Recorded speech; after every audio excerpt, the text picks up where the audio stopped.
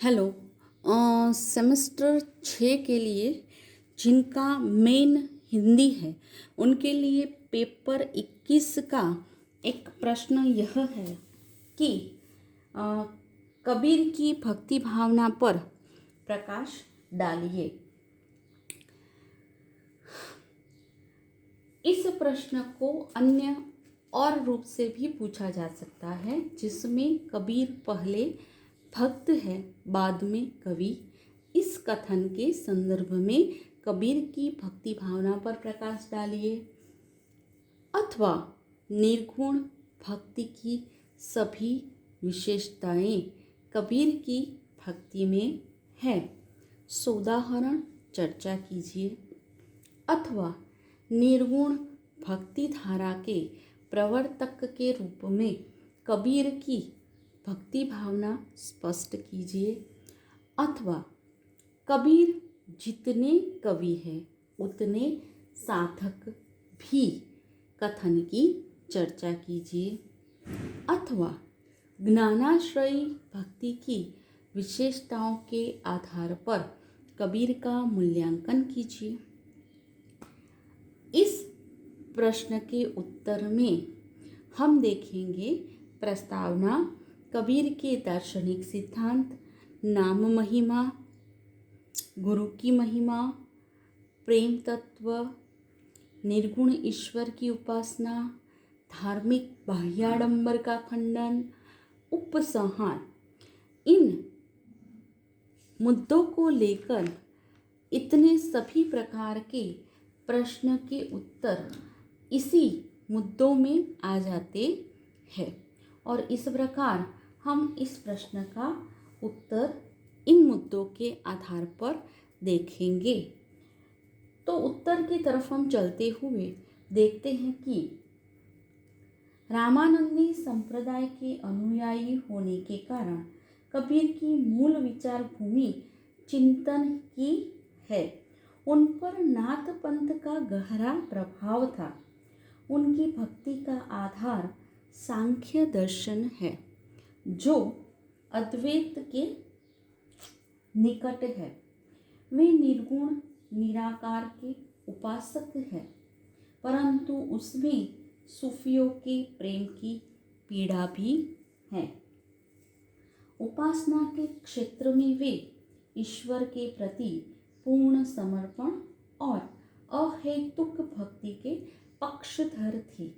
उनकी निर्गुण भक्ति का आधार निर्गुण ईश्वर है, जो सर्वव्याप्त है। कबीर के दार्शनिक सिद्धांत को देखें तो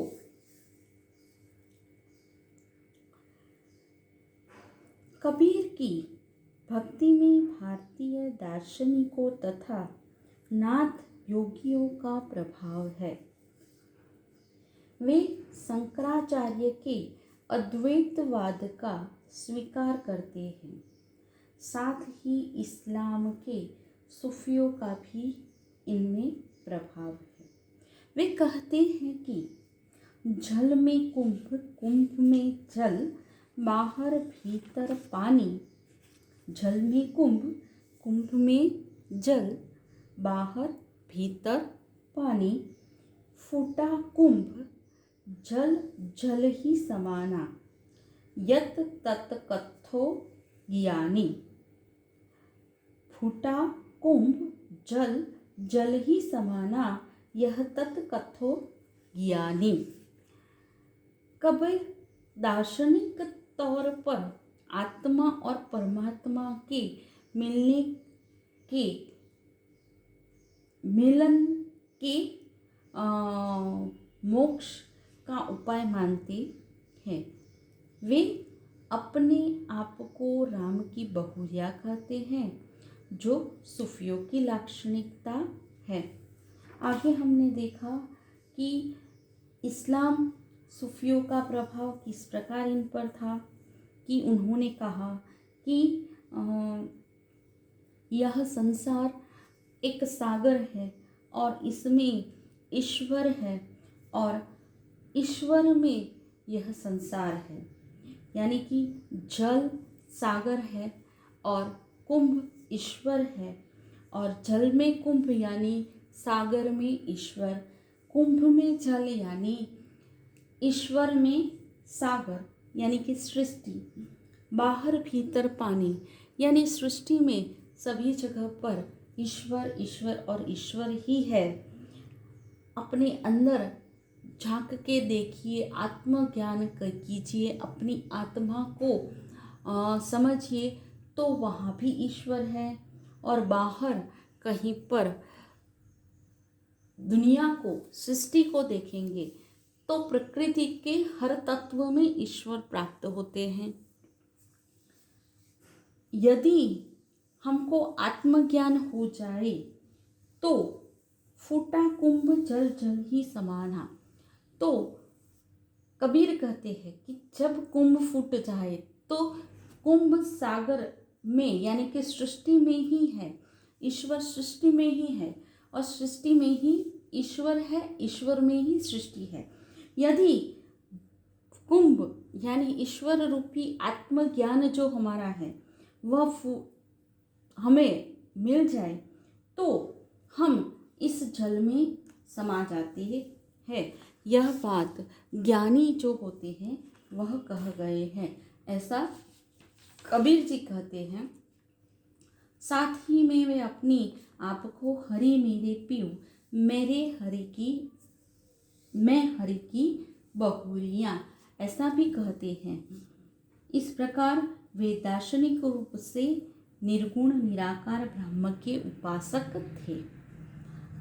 नाम की महिमा को देखते हैं।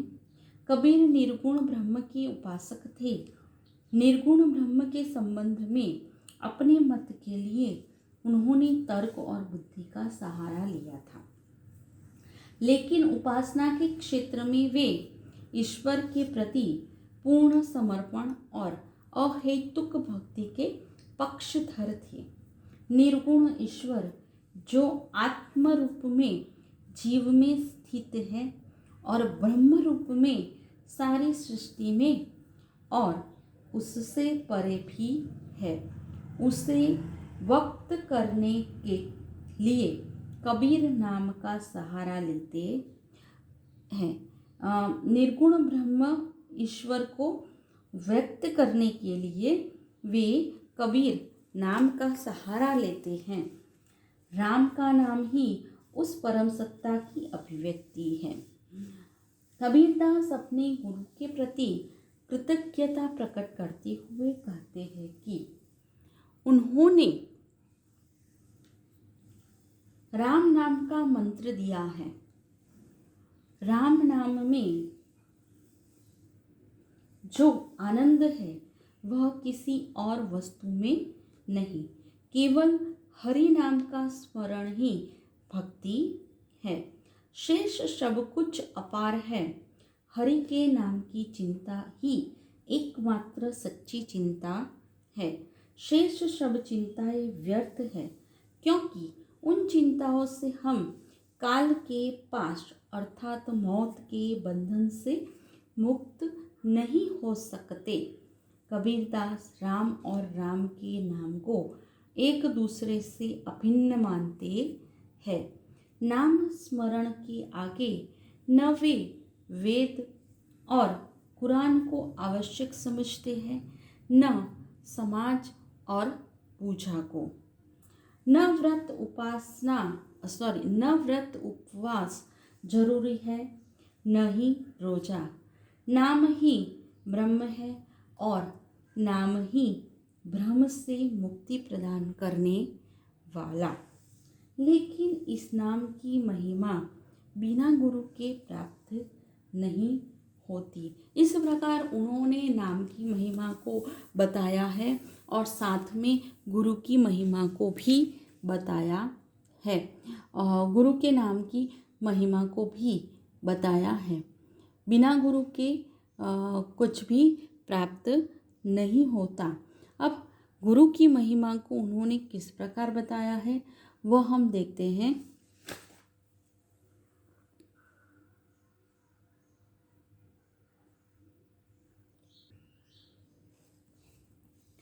वे कहते हैं कि अपनी एक साखी में उन्होंने कहा है कि मैं भी अब तक पत्थर की पूजा कर रहा होता, यह तो सतगुरु की कृपा से ही संभव हुआ कि मैं इस बोझ से मुक्त हो सका। उनका कहना है कि मैं भी अभी तक अज्ञानता में रहता यदि मुझ पर मेरे गुरु की कृपा न हुई होती, उन्होंने मुझे सत्य का ज्ञान न दिया होता, तो मैं भी आज अंधकार में रहता और पत्थर की पूजा करता रहता। एक अन्य साखी में वे कहते हैं कि सतगुरु की महिमा अनंत है, उन्होंने मेरे पर अनंत उपकार किए हैं, उन्होंने ही अनंत के दर्शन कराने के लिए मेरी अनंत दृष्टि खोल दी। यह अनंत क्या है? यह अनंत है निर्गुण राम।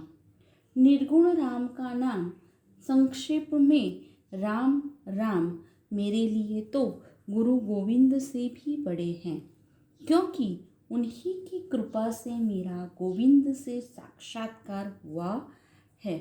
कबीरदास ने गुरु की महिमा का बार बार गुणगान किया है।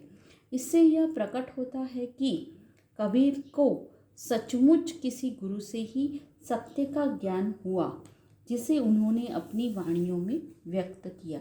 वे कहते हैं कि ईश्वर से उनका साक्षात्कार, यानी कि सत्य से उनका साक्षात्कार कराने वाले जो थे वे उनके गुरु थे, और उन्हीं के कारण गुरु की कृपा से ही वे गोविंद से साक्षात्कार कर पाए, अर्थात उन्हें आत्मज्ञान हुआ।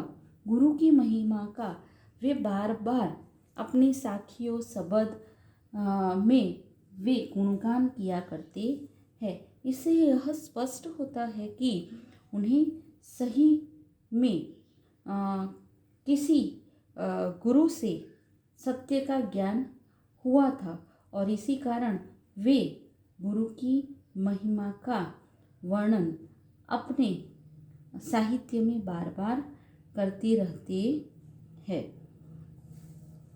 परंपरा से माना जाता है कि रामानंद कबीर के गुरु थे, लेकिन स्वयं कबीर की कोई ऐसी प्रामाणिक वाणी नहीं मिलती जिसमें उन्होंने गुरु के नाम का उल्लेख किया हो।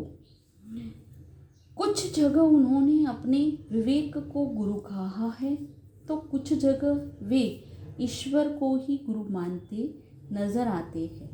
आचार्य परशुराम चतुर्वेदी का विचार है कि अपने गुरु और परमात्मा में वे मूलतः कोई भेद नहीं मानते थे, क्योंकि बहुत से स्थलों पर जो उद्गार उन्होंने गुरु के प्रति प्रकट किए हैं, उनमें से अनेक राम, गोविंद, केशव, हरि आदि के संबंध में भी व्यक्त हुए हैं।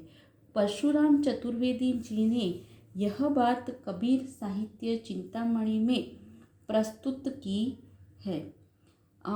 इन सभी बातों से हम यह कह सकते हैं कि कबीर के यहाँ गुरु चाहे कोई भी क्यों न हो, लेकिन गुरु का महत्व बहुत है, क्योंकि वह अंधकार में दीपक के समान है। अब हम देखते हैं प्रेम तत्व। ऐसा प्रतीत होता है कि कबीर ने नारद द्वारा प्रस्तुत भक्ति के सूत्र को पूरी तरह आत्मसात कर लिया था। उन्होंने भक्ति का इसके सिवा कोई अर्थ ग्रहण नहीं किया कि भक्ति का अर्थ है प्रेम, इच्छा रहित प्रेमपूर्ण आत्मसमर्पण। कबीर को इस तत्व का परिचय सतगुरु से मिला था।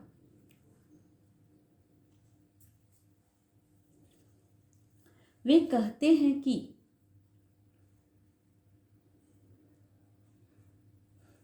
प्रेम का बादल मुझ पर इतना बरसा कि उसके कारण मेरी आत्मा तक सराबोर हो गई और बाह्य सृष्टि सारी रसमयी बन गई। यह प्रेम न तो खेत में उगता है और न ही बाजार में बिकता है। इसे तो राजा भी प्राप्त कर सकता है और प्रजा भी। शर्त सिर्फ इतनी है कि उसे अपना सिर सौंपना होता है। सिर सौंपना अर्थात पूरी तरह से आत्मसमर्पण। प्रेम की स्थिति में व्यक्ति अपने होने का बोध भी भूल जाते हैं। ईश्वर के प्रति इस गहरी अनुरक्ति की अभिव्यक्ति कबीर ने विरहिणी नारी के रूप में की है। विरह प्रेम की पराकाष्ठा है। विरह की स्थिति में विरहिणी केवल प्रिय यानी कि ईश्वर के बारे में सोचती है। उसमें प्रिय से मिलने की लालसा ही शेष रहती है। विरह ही जीवन की गति बन जाता है। कबीर के यहाँ केवल विरह ही नहीं है, प्रिय मिलन भी है। एक पद में वे बारात का रूपक बांधकर राम से मिलने की कल्पना करते हैं। कबीर कहते हैं, हे सौभाग्यवती बहुओं, तुम विवाह के अवसर पर गाए जाने वाले मंगल गीत गाओ। मेरे पर राजा राम पति के रूप में मेरे घर राजा राम पति के रूप में पधारे हैं। कबीर के लिए भक्ति ही प्रेम है और प्रेम ही भक्ति है। प्रेम के आगे वे अन्य किसी बात को महत्व नहीं देते। न वेद, न शास्त्र, न पुराण, न जय, न माला, न मंदिर, न मस्जिद, न हज, न तीरथ, न अवतार, न पैगंबर। उन्हें न मोक्ष की कामना है, न ही श्री और संपन्नता की। उनका भगवत प्रेम अहेतुक है। अब हम देखते हैं निर्गुण ईश्वर की उपासना।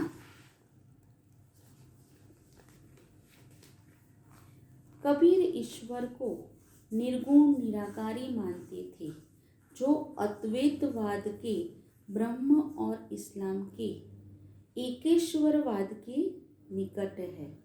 उनके मतानुसार ईश्वर समस्त सृष्टि में व्याप्त है।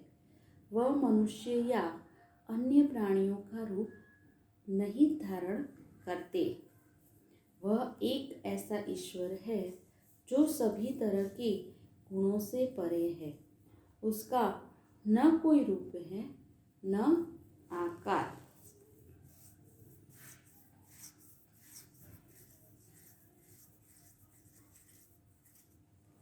निर्गुण राम, निर्गुण राम, जय हो रे भाई। अविगति की गति लखी न जाई। लेकिन कबीर के राम दशरथ पुत्र नहीं थे।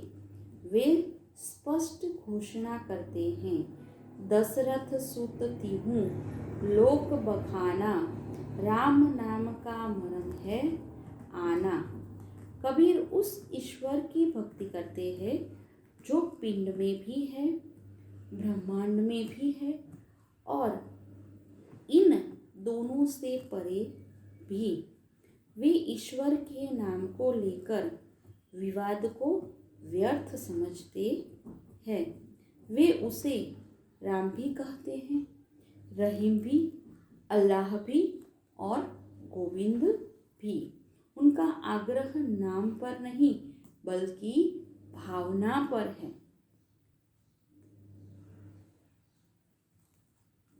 अब हम देखते हैं धार्मिक बाह्याडंबर का खंडन।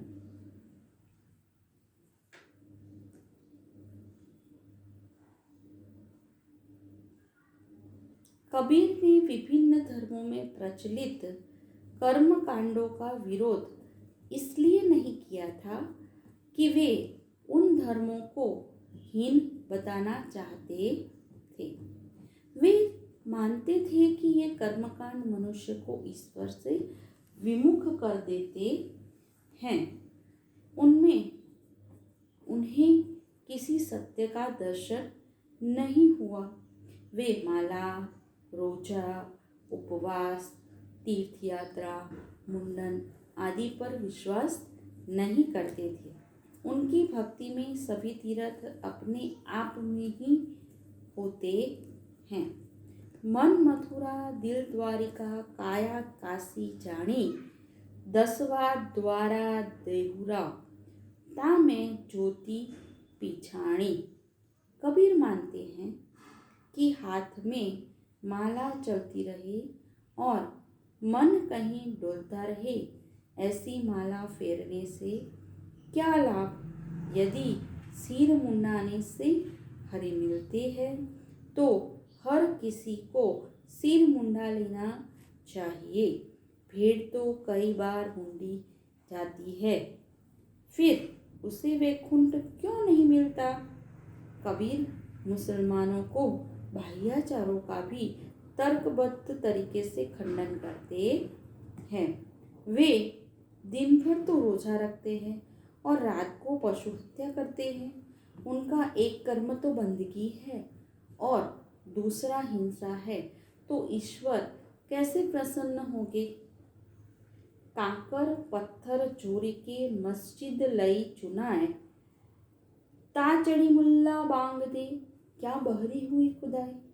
इस पर भी उन्होंने प्रश्न किए हैं कि आपने एक एक पत्थर जोड़कर, एक कंकर जोड़कर मस्जिद बनाई है, यह अच्छी बात है, मगर आप उस मस्जिद पर चढ़कर बांग देते हो तो क्या आपके भगवान को, आपके अल्लाह को पुकारते हो तो क्या बहरी हुई खुदाई, आपका अल्लाह क्या बहरा हो गया है कि जिससे आपको इस प्रकार का कार्य करना पड़ता है।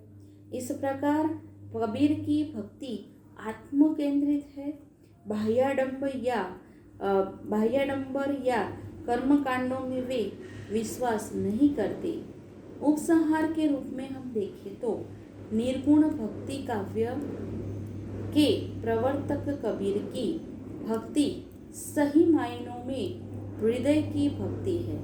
उसमें कोई दर्शन, आडंबर या मिथ्याभिमान नहीं, तर्क नहीं, दलील नहीं। व्यावहारिक धरातल पर मिथ्याचारों के विरुद्ध कबीर का जो आक्रामक और कठोर व्यक्तित्व दिखाई देता है, उसके विपरीत भक्ति के क्षेत्र में कबीर का एक विह्वल प्रेम रस में सराबोर विरह की ज्वाला से दग्ध निर्मल हृदय भक्त के रूप में हमारे सामने आते हैं। और इस प्रकार यहाँ पर इस प्रश्न की पूर्णाहुति होती है। हमने इस प्रश्न में कबीर के दार्शनिक सिद्धांत देखे, नाम महिमा के विषय में उनका मंतव्य देखा, गुरु की महिमा के विषय में उनके विचार देखे, प्रेम तत्व के विषय में उनके विचार देखे, निर्गुण ईश्वर की उन्होंने उपासना की है वह देखा, धार्मिक बाह्याडंबरों का उन्होंने किस प्रकार खंडन किया है और समाज को किस प्रकार नई दृष्टि देने का प्रयास किया है। यह सभी मुद्दों को लेकर हमने इस प्रश्न का उत्तर दिया है। यह प्रश्न यहाँ पर पूर्ण हुआ।